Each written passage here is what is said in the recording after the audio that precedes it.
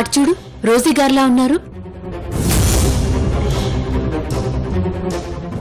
అవును మేడం, ఆవిడే.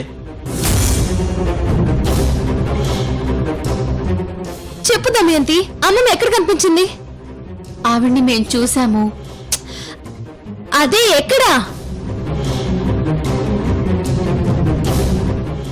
అది మేడం కొద్దిలో మిస్ అయ్యారు మేడం.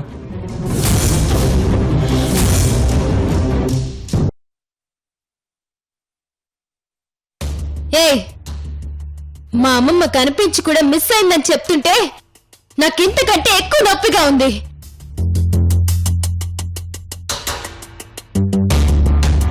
అమ్మమ్మ లేకపోతే నేను వేసిన ప్లాన్స్ అన్ని వేస్ట్ అయిపోతాయని ఆలోచిస్తుంటే నాకింతకంటే ఎక్కువ నొప్పిగా ఉంది. ఛ!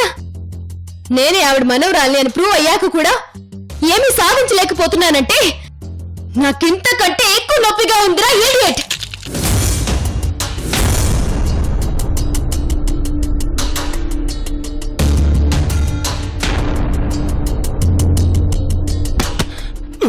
Madam please madam, please. అమ్మమ్మ మిస్ అయిందని మీరెంతో గుడ్ న్యూస్ చెప్పారు కదా. మిమ్మల్ని ఏం చేయకుండా నేను ఎలా వదలగలను? ఎలా వదలగలను?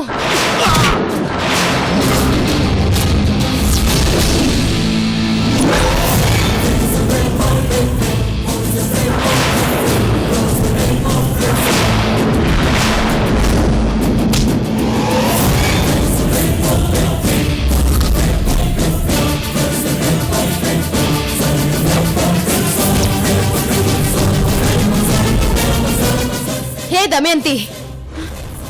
మేడం,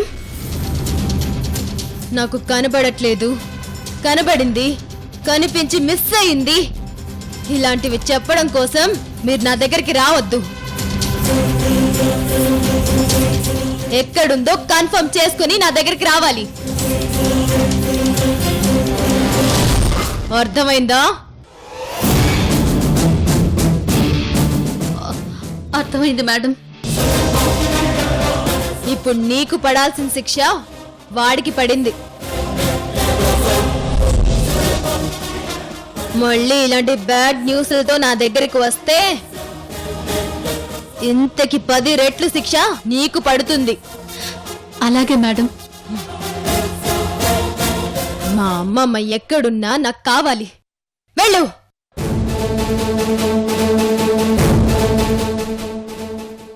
మేడం, ఒక్క విషయం చెప్తాను. ఏంటి? మీ అమ్మమ్మ మాకు కనిపించినప్పుడు ఆవిడ బతుకమ్మను మోసుకెళ్తున్నారు మేడం.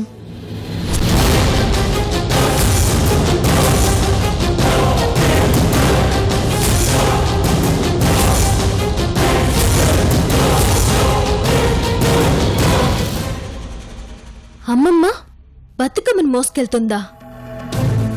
అవును మేడం. అయితే ఖచ్చితంగా అమ్మమ్మ అక్కడ సరౌండింగ్ ఏరియాలోనే ఎక్కడో అక్కడ ఉండుంటుంది. ఆ చుట్టుపక్కల అమ్మమ్మ ఫ్రెండ్స్ ఇళ్ళు, బంధువుల ఇళ్ళు అన్ని వెతకండి. ఒక్కటి కూడా మిస్ అవ్వకూడదు. అమ్మమ్మ కాని కనిపించలేదు అంటే మన ప్లాన్స్ అన్ని వేస్ట్ అయిపోతాయి. వెళ్ళు దమయంతి. అలాగే మేడం.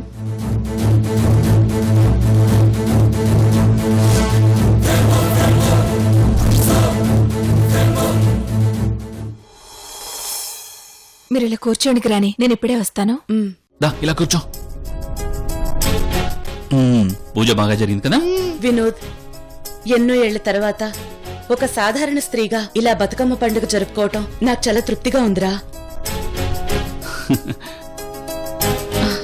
ఇంత సంతోషంగా నేనెప్పుడూ లేనురా.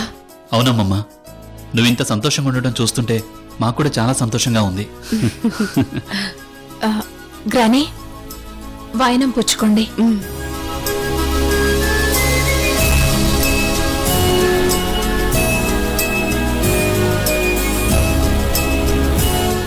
రా వినోద్, గ్రాని ఆశీర్వాదం తీసుకుందాం.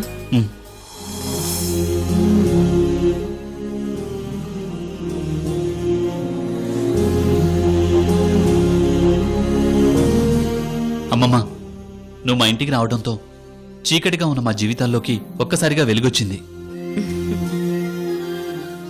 అవును గ్రాని, మీరు లేకపోయి ఉండుంటే మేం మీ బతుకమ్మ పండుగను జరుపుకునే వాళ్ళమే కాదు. అసలు మాకు ఆలోచన కూడా వచ్చేది కాదు. మేము ఇంత సంతోషంగా ఉన్నామంటే దానికి కారణం నువ్వే అమ్మమ్మా. నిజం చెప్పాలంటే నువ్వు మాతో పాటు ఇక్కడే ఉంటే బాగుండునని మా ఇద్దరికీ ఉంది. కానీ అది జరగదని కూడా మాకు తెలుసు.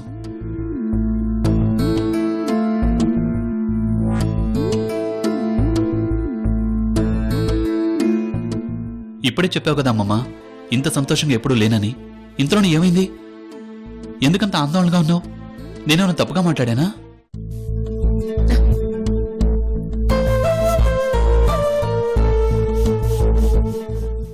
చెప్పండి గ్రాని, ఎందుకలా డల్గా ఉన్నారు?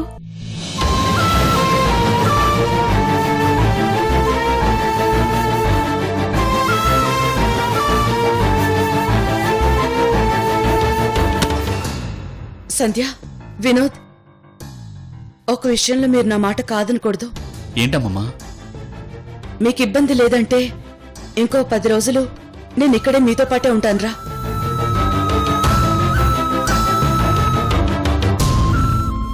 నేను డబ్బులిస్తే తీసుకోగాని నా వల్ల నీకు ఖర్చు ఎక్కువైపోయి భారంగా ఉంది. అడగడానికి కూడా ఇబ్బందిగా ఉంది. కానీ అడక్క తప్పడం లేదు.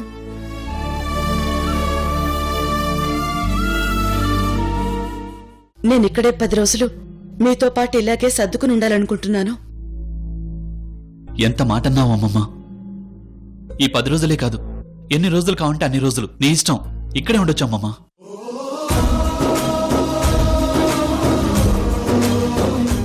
నువ్వు మాకు భారం ఏంటమ్మమ్మా? నీకిక్కడ అన్ని సౌకర్యాలు ఇవ్వలేకపోతున్నామే అని మేం బాధపడుతున్నామే తప్ప నువ్వు ఇక్కడే ఉంటానంటే మాకంతకన్నా ఇంకేం కావాలమ్మమ్మా?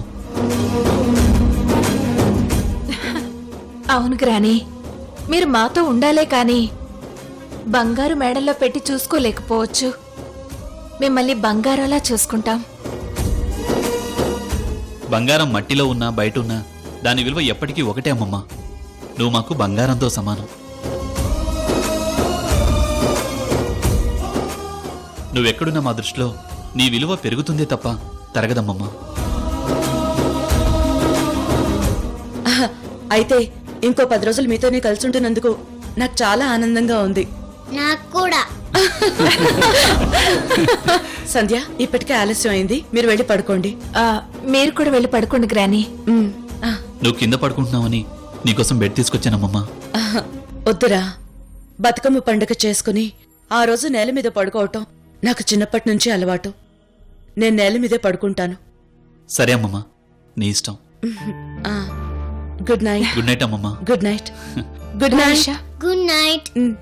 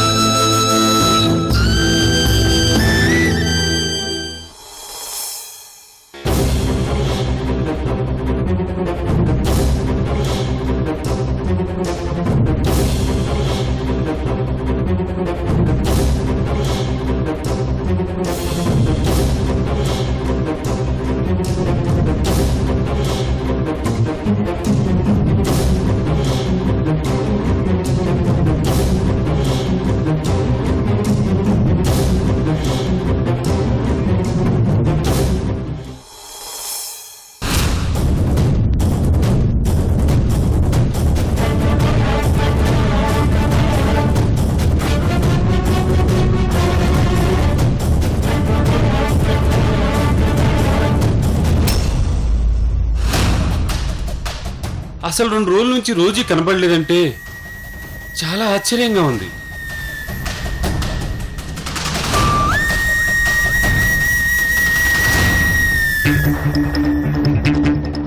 మనకు తెలిసిన ఫ్రెండ్స్ని, బంధువుల్ని అందరినీ అడిగాం. కానీ రోజీ ఎక్కడుందో చిన్న క్లూ కూడా దొరకలేదు. రోజీ భర్తగా నాకు తెలిసిన దానికన్నా ఓ ఫ్రెండ్గా నీకే బాగా తెలుసు. అసలు ఎవరికి చెప్పకుండా ఎక్కడికి వెళ్ళిందంటావు?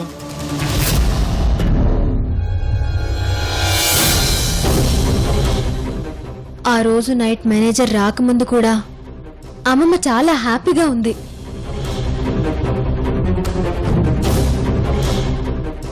తాతయ్య లక్ష్మి గారు కలిసి కంపెనీ విషయాలు పట్టించుకోకుండా సంతకాలు పెట్టకుండా ఉండడం వల్ల కంపెనీకి చాలా నష్టాలు వస్తున్నాయని, బ్యాడ్ నేమ్ వస్తుందని మేనేజర్ చెప్పారు.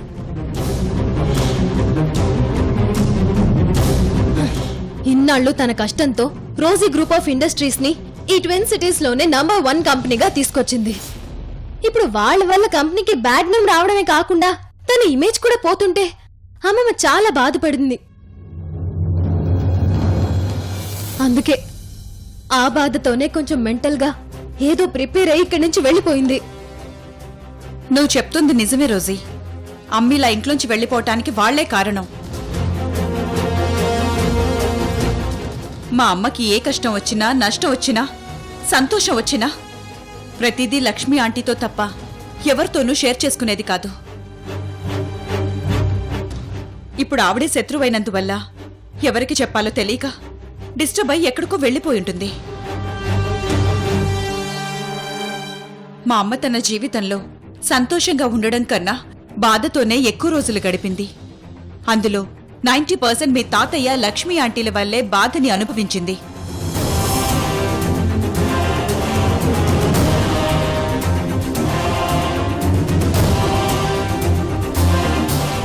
ఎంత డిస్టర్బ్ అయినా కూడా కనీసం మా అమ్మకు కూడా చెప్పకుండా వెళ్ళడం ఏంటజ్జీ?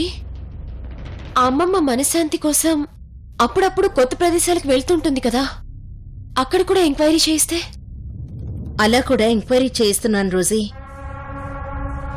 నమస్తే మేడం. ఏంటి చలమయ్య, రోజీ ఎక్కడుందో తెలిసిందా? మేడం, మీరు చెప్పినట్టుగానే సిటీలో ఉన్న అన్ని హోటల్స్లోనూ, అనాథాశ్రమాల్లోనూ అన్ని చోట్ల ఎతికాం మేడం. రోజీ మేడం గారు ఎక్కడా కనిపించలేదు మేడం.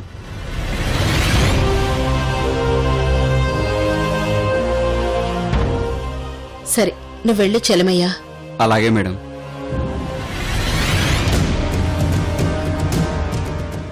ఇన్ని చోట్ల ఎంక్వైరీ చేయించినా రోజీ కనిపించకపోవడం ఏంటి? అదే ఆశ్చర్యంగా ఉందమ్మా. ఈ ట్విన్ సిటీస్ మొత్తం జల్లెడ వేసి గాలించినా అమ్మమ్మ కనిపించడం లేదు అంటే అమ్మమ్మ ఉద్దేశం ఏంటో అర్థం కావడం లేదు. ఏంటో ప్రతి సంవత్సరం దసరా పండక్కి అందరం ఇంట్లో ఉండి చాలా హ్యాపీగా జరుపుకునేవాళ్ళం. చలసాని గారు, రేపటి నుంచే కదా దసరా నవరాత్రులు స్టార్ట్ అయ్యేది. అవును లక్ష్మి. అయితే రోజీ గురించి మనం టెన్షన్ పడాల్సిన అవసరం లేదు. ఎందుకంటే రేపు రోజీ ఎక్కడున్నా మనకు కనిపిస్తుంది. ఏంటమ్మా నువ్వు చెప్పేది? రేపు అమ్మమ్మ మనకు కనిపిస్తుందా? అవును, ఖచ్చితంగా కనిపిస్తుంది. అందులో అనుమానమే లేదు. ఎలా? ఎలా అంటే రేపటి నుంచి నవరాత్రులు స్టార్ట్ అవుతాయి కదా. ఆ 9 రోజులు మీ అమ్మమ్మ ఎంతో నిష్ఠగా, భక్తిగా దుర్గాదేవి ఉపవాస దీక్ష చేస్తుంది.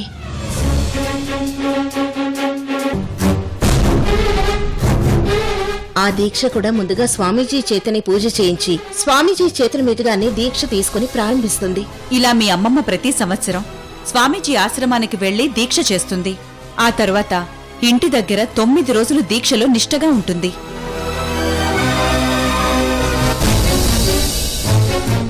అందుకే ఆ టైంలో మనం ఆశ్రమం దగ్గర వెయిట్ చేసామంటే ఖచ్చితంగా మనం రోజుని చూడొచ్చు. అంటే రేపు అమ్మమ్మని మనం చూడొచ్చనమాట. అవును రోసీ. రోజీ, మీ అమ్మమ్మ కనిపించటం లేదని తెలిసిన దగ్గర నుంచి నువ్వు బాధతో ఏమీ తినకుండా ఉన్నావు. ఇప్పుడు హ్యాపీ కదా? హ్యాపీ అజ్జీ. సరే, ఇప్పటికే చాలా లేట్ అయింది. ఏవైనా తిని పడుకో. పదండి. సరే అజ్జీ.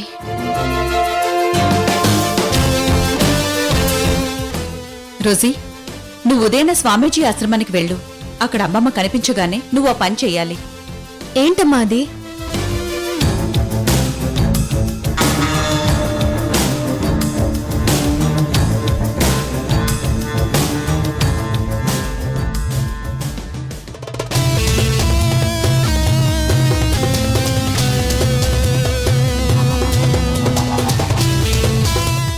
అర్థమైంది కదా?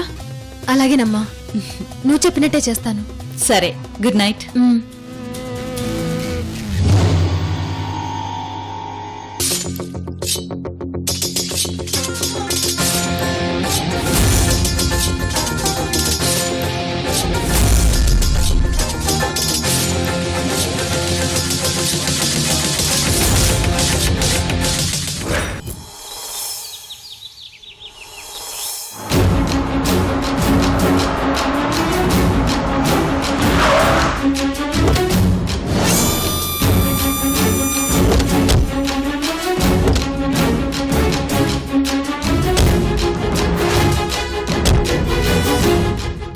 లక్ష్మి, ఇక్కడ కారపావేంటి? ఆశ్రమానికి పోనివ్వు. మనం ఆశ్రమం దగ్గరికి వెళ్ళడం లేదు. ఏమైందజ్జీ? ఆశ్రమం దగ్గరికి వెళ్ళకపోవడం ఏంటి? ఇప్పుడు మనం కారులో ఆశ్రమం దగ్గరికి వెళ్తే రోజీ వచ్చి మన కారుని చూసి మనం వచ్చామని తెలుసుకొని తెలివిగా మనకు కనిపించకుండా ఇక్కడి నుండి తప్పించుకొని పోతుంది. అప్పుడు మనకి రోజీని చూసే అవకాశం కూడా ఉండదు. అందుకే మనం ఇక్కడే వెయిట్ చేద్దాం. రోజీ రాగానే నేరుగా వెళ్లి మాట్లాడదాం. అవునజ్జీ, నువ్వు చెప్పింది కరెక్టే. మనం ఇక్కడే వెయిట్ చేద్దాం. ఉమ్.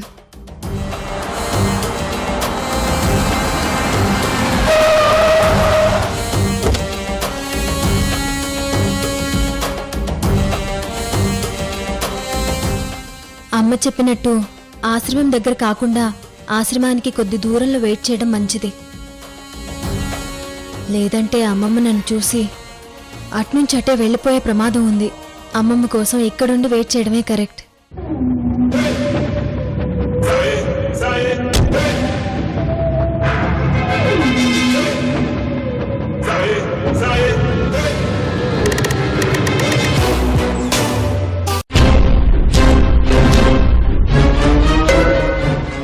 ఎంతమంది లోపలికి వెళ్తున్నారు వస్తున్నారు, కానీ అమ్మమ్మ మాత్రం ఇంకా రాదేంటజ్జీ?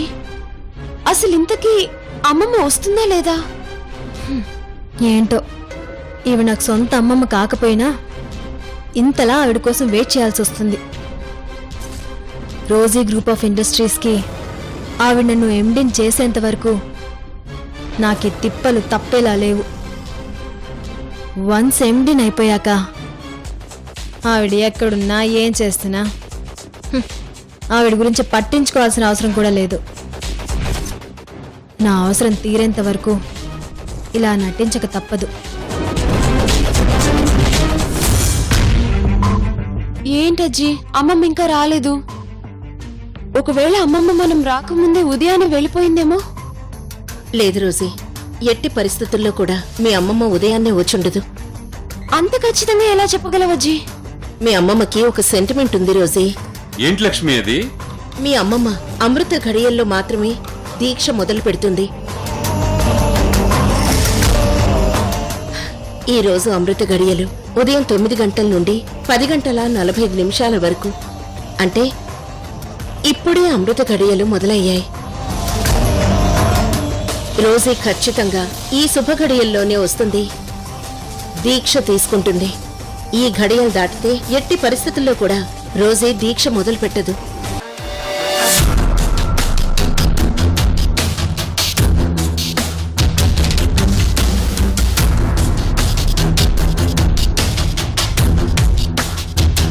ఆవిడెవరు?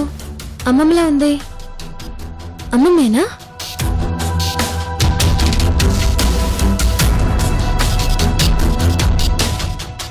రోజు ఏమో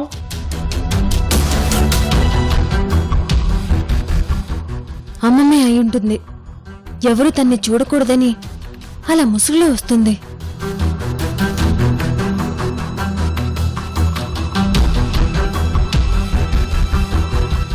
ఓహో, అమ్మమ్మ కాదా? అమ్మమ్మ కాదులే తాతయ్య. ఛ, ఈవిడేంటి ఇంకా రాలేదు? ఈవిడ కోసం నేను ఇంతలా వెయిట్ చేయడం ఏంటో, నా కర్మ కాకపోతే.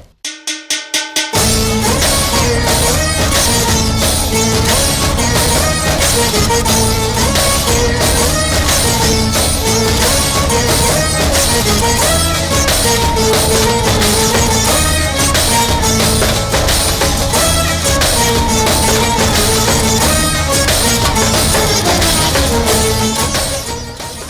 అజ్జి అమ్మమ్మ వస్తుందని ఎదురు చూస్తుంటే స్వామీజీ వచ్చారేంటి?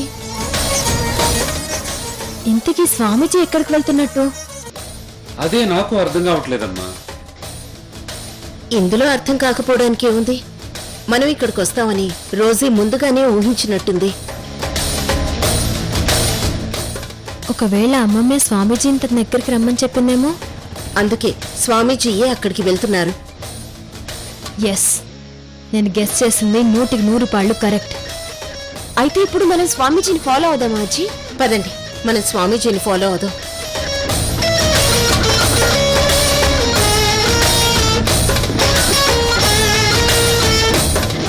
అసలు నేను ఏ ఆశయంతో రోజీగా మారానో ఆ ఆశయానికే అమ్మమ్మ వల్ల ఇబ్బంది వచ్చేట్టుగా ఉంది. మరిప్పుడు ఏం చేస్తారు మేడం?